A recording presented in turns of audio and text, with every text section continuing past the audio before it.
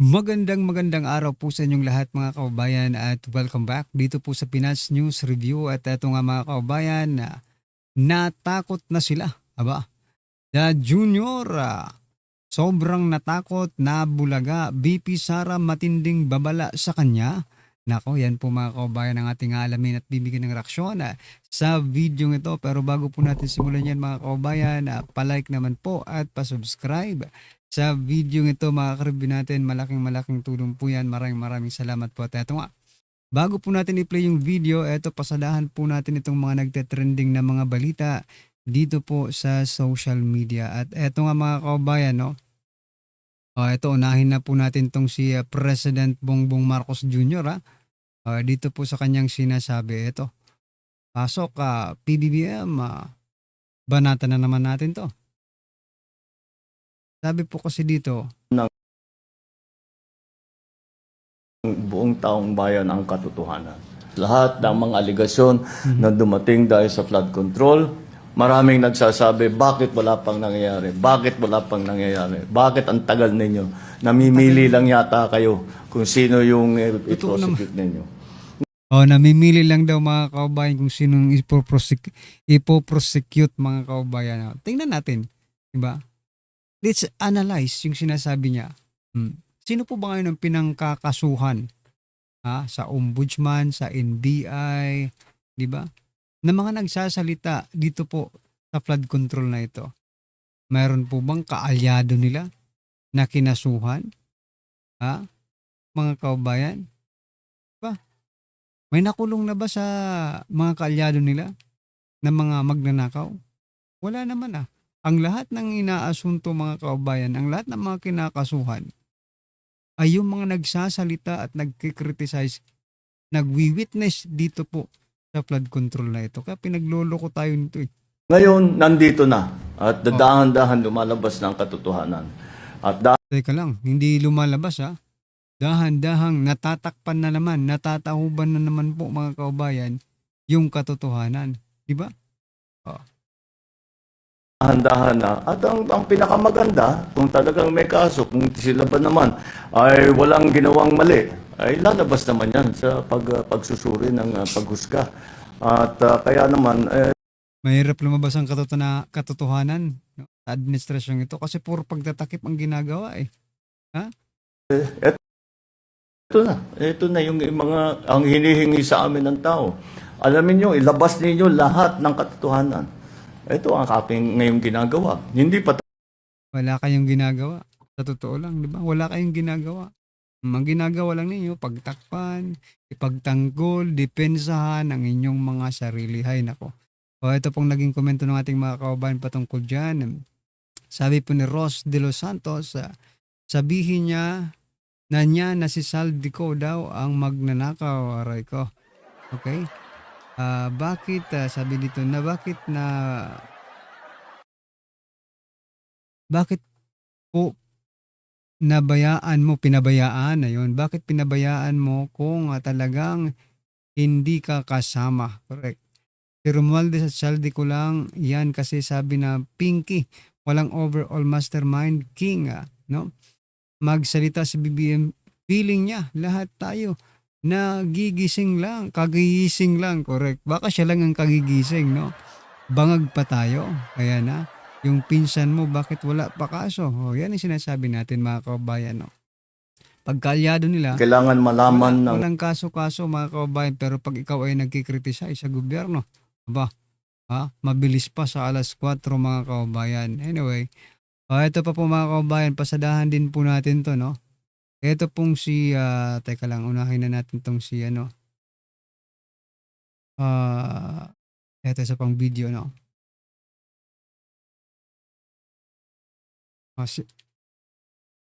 Nangyari to sa panahon ni PBBM. Ito, ipapakita po natin mga kababayan So it's so sad na nangyayari itong kalokohan po ni Auntie Claire mga kababayan. Ito po yung before and after na malitahan itong si Auntie Claire.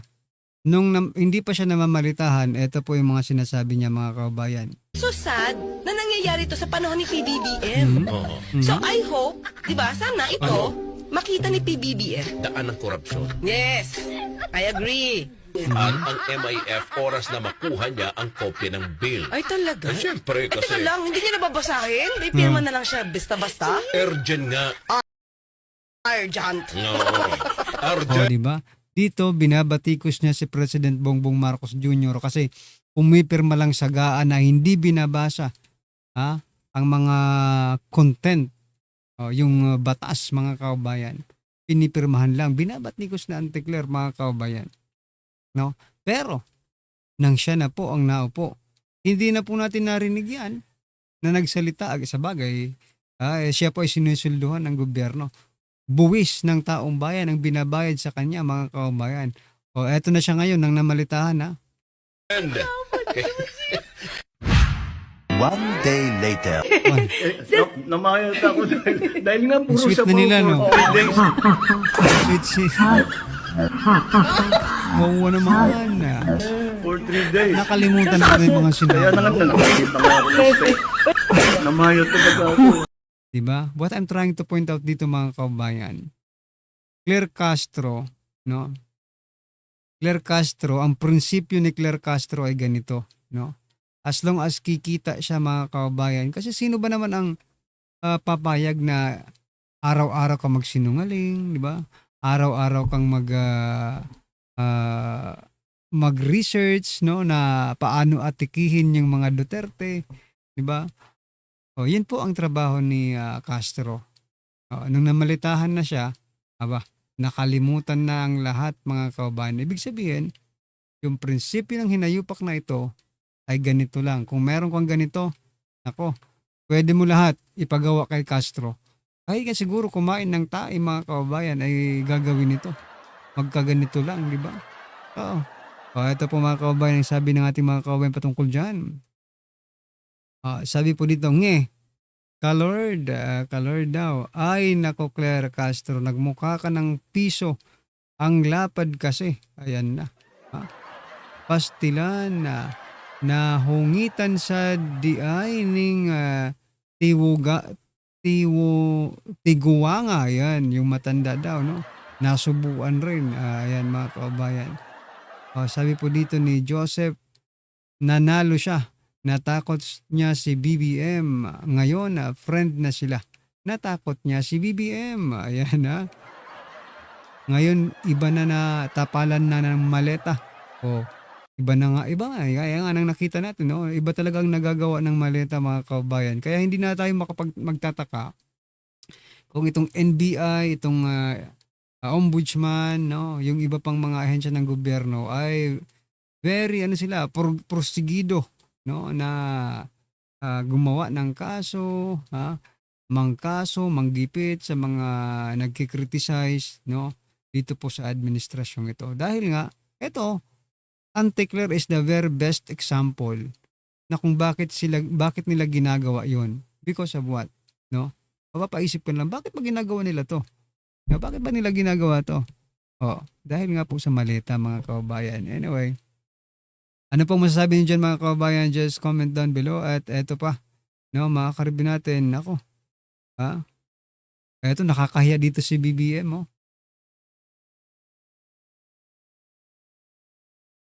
Ayan, ng Republika ng Pilipinas, His Excellency Ferdinand R. Marcos Jr. Nasana, pumalakpak na kayo. Mag-ingay kayo. Hala. Walang pumapalakpak, mga kababayan, no? Aray ko. Presidente ba ito? Di ba?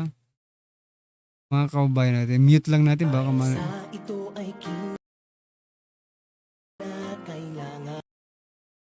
Ayan, presidente po ba yan, mga kababayan? Di ba? Wala akong naririnig na palakpakan, mga kababayan. Di ba? Di gaya ni former President Duterte. Hindi pa pinapangalanan, nakikita pa lang ng taong bayan, pumapalakpak na, mga karibin natin. Pero dito, aray ko po, nandiyan ka na sa harapan. Para mga estatwa lang yung mga tao, mga kababayan, hindi ka pinapansin because you are not, no, loved by the Filipino people.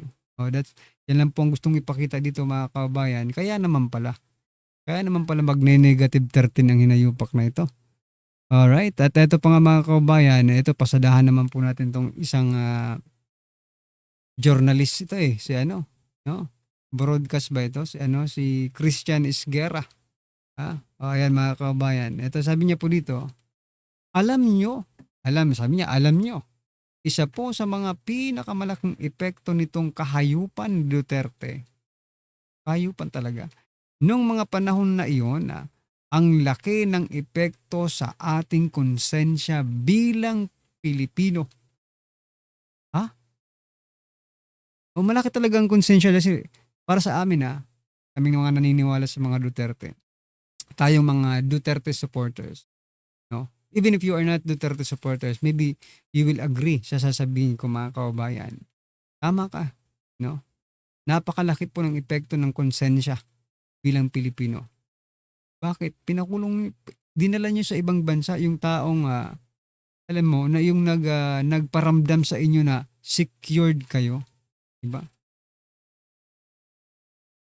Yung nagparamdam sa inyo na kahit anong oras ka lumabas, yung mga anak mo kahit anong oras umuwi sa bahay ninyo, okay lang. Yung wala kang iintindin na pumasok yung anak mo sa school, di ba? Na safe sila. Ngayon, nararamdaman mo pa yon? Hindi na. Even teachers, mga kababayan. No? Kahit nga yung mga teachers, may kaibigan po akong teacher, sabi niya mga kababayan, nakakapraning ang magturo ngayon. Bakit? Ibiruin mo. For example, yung shooting na sa Tacloban, mga kababayan. Paano kung teachers pala yung pinagtripan ng mga hinayupak na yun? Di ba? Kasi tripping lang naman yun Paano kung mga teachers? Ay nako. Tapos sasabihin nyo, mas safe ngayon kaysa sa Duterte administration. Kahayupan talaga, sabi ni Isguera, kahayupan daw ni Duterte. Sabihin na natin kahayupan yon. Okay, sabihin na natin, naniniwala kami sa iyo. Okay, kahayupan yon. Mas gugustuhin ko pa ang kahayupan na yon, mga kababayan, kaysa sa sinasabi niyong disenteng pamumuno, mga kababayan. Dahil sa kahayupang pamumuno ni Duterte, naging tahimik ang Pilipinas para sa mga inosente at naging maingay naman at naging marahas para doon sa mga gumagawa ng hindi maganda sa kanilang kapwa. Diba? Ganun naman talaga yun mga kababayan. If you want na maging peace, magkaroon ng peace and order, kailangan mong gawin yun. Kesa naman sa ganito ngayon, di ba? Imbis na mga masasamang tao ang nagugurgur, no? Imbis na masasamang tao ang nakukulong, wala. Yung mga inosente, mga kababayan ang naaapektuhan. Kaya masasabi ko lang dito kay Isguera, bugok ka. Ito sabi ng ating mga kababayan patungkol dito sa post niya, no?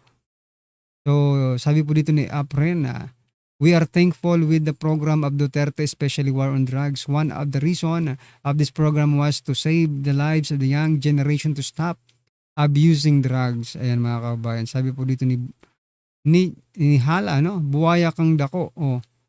Are you blind? Sabi po dito ni Joy Marcon, Totoo, bulag ka ba sa katotohanan? Namalitahan ka rin ba? Sabi po ni Ferdy, baligtad ka mo, utak mo ay may problema. Correct. Sabi po ni Jennifer, animal pataka kag nganga anang baba nimo bugok kang dako. Di ba? Sabi po dito ni Steven, may umagri sa kanya. Basahin natin to. Tama sir, mga DDS maliban sa bobo at tanga, wala na sa bait sa sarili. What? Yung mga DDS na wala ng bait sa sarili. Aba? Hindi ko alam kung ikaw yata ang nasisiraan na. Gumagamit ka ba, boy? Mukha kang bangag. Bangag ka rin ba? Nagmata pero buta. Yawa gyapon, no? Yawa Japon, sabi po ni Jo Marie. Naggising ka pero bulag ka pa rin, di ba? Yun ang masama, mga kababayan. Anyway, ano pong masasabi niyo dyan? Just comment down below. At eto, last po natin pag-uusapan. Ito pong si Trillanes, mga kababayan. Syempre, pasadahan din natin to, no? Si Trillanes. Sabi po dito ni Trillanes, Trillanes sa Duterte supporters parang kulto na. What? Kulto? Kulto ng ano? Duterte cult? Ayan, wala na silang ibang wala na silang ibang sa atin masabi, no? Kasi ganun tayo kalakas, no? Ibig sabihin, kulto, may pagkakaisa, no? With the purpose. Ang purpose po natin dito, mga kababayan, ay to support Duterte. Sinasabi ni Trillanes, we are a cult, no? Ang kulto kasi, mga kababayan, kahit anong gawin mo dyan, nagkakaisa yan, eh. So, ganun tayo. We are united, no? Thank you for the thank you for the appreciation. Appreciation ba ito? Pero parang yung itsura ni Trillanes dito, parang hindi naman natutuwa. Tingnan niyo yung eye bags. Natutulog ka pa ba? Ayan, Trillanes, natutulog ka pa ba? Ito pong sabi ng ating mga kababayan. Sabi po ni Jeric, mukhang hindi na... yan nga. Para sa kami ni Jeric ng observation dito kay Trillanes. Sabi po dito ni Jeric, mukhang hindi na natutulog ang sundalong kanin. Ayan, sabi naman po ni Jerry, no?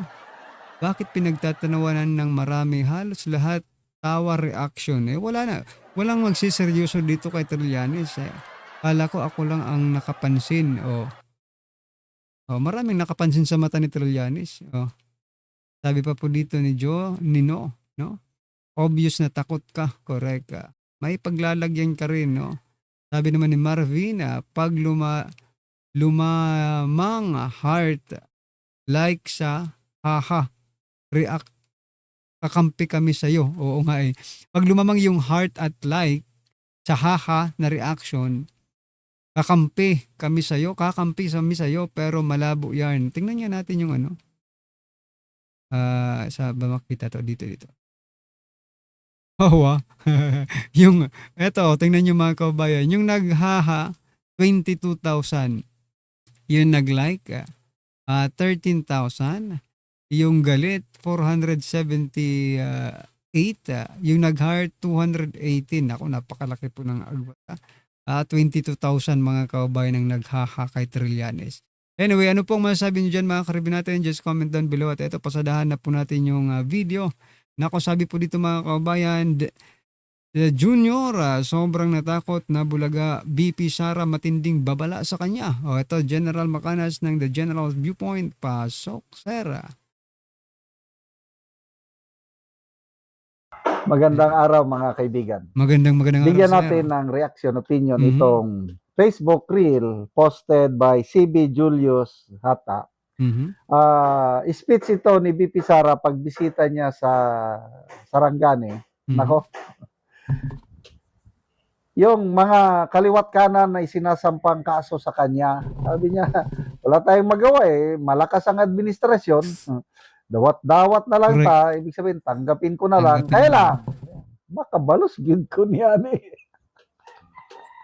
Agante, no?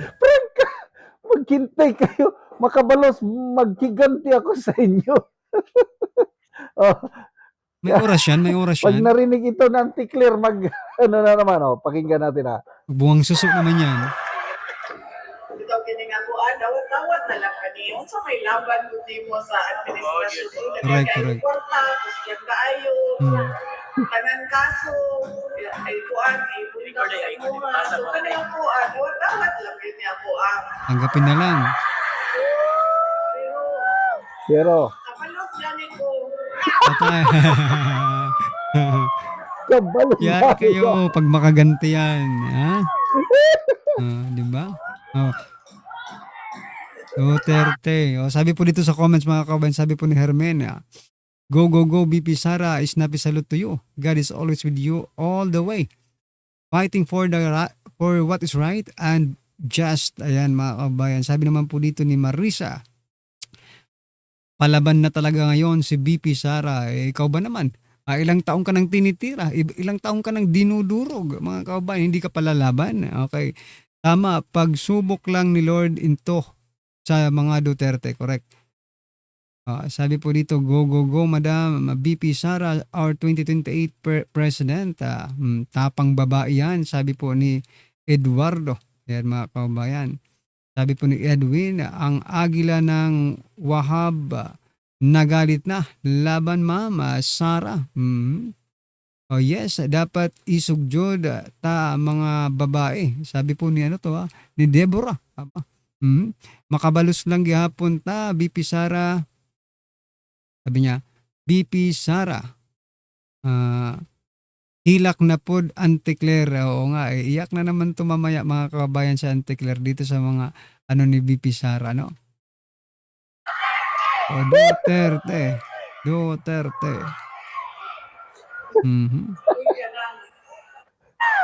Sabay. Ito kiningakuan, dawat-dawat na lang kaniya. So, may laban mo sa administration. Siyempre. Daghan kayo kwarta, tapos daghan kaayo, tanan kaso, ay kuan, ay punta sa imuha. So, kanina kuan, dawat-dawat lang yun niya kuan. Pero, Pero, kapalos gani ko. di ba? Pag makaganti siya mga kabayan, nyari kayong lahat. Makabalos siya. Anyway, ayan mga kabayan, tuwang-tuwa si General Macanas dito. Anyway, ano pong masasabi niyo dyan mga kabayan? Just comment down below. At syempre, wag pong kalimutang i-like at mag-subscribe na rin po mga kabayan. Maraming salamat po.